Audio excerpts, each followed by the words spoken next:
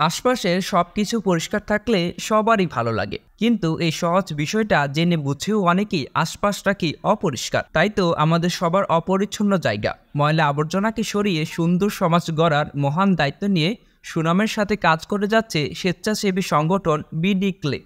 আজকের পর্বে জানবো মহান উদ্যোগের সারথি এই বিডি ক্লিন কিভাবে হলো যাত্রা, আর পরিষ্কার পরিচ্ছন্ন রাখার মতো এমন কঠিন কাজটিও কিভাবে সফল করেছেন প্রতিষ্ঠানটির কর্মীরা। জানবো তার পেছনের গল্প ও বিস্তারিত।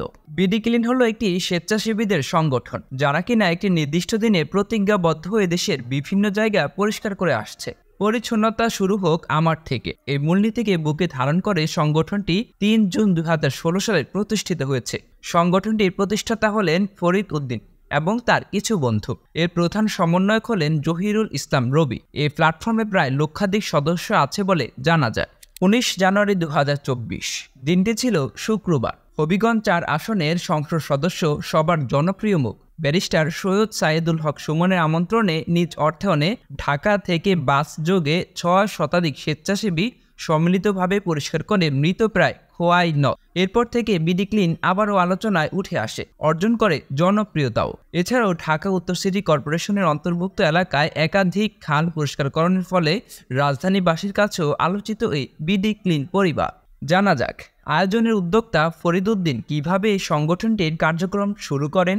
সময়টা ২০১৬ সালের ২রা জুন। উইকিপিডিয়া থেকে জানা যায়, শাহবাগ থেকে কারওয়ান বাজারের সার্ক ফোয়ারা পর্যন্ত রাস্তার পাশে ময়লা পরিষ্কার পরিচ্ছন্ন কার্যক্রমের মাধ্যমে শুরু হয় ঢাকা ক্লিন নামে, পরে যা বর্তমানে বিডি ক্লিন নামে পরিচিতি পায়।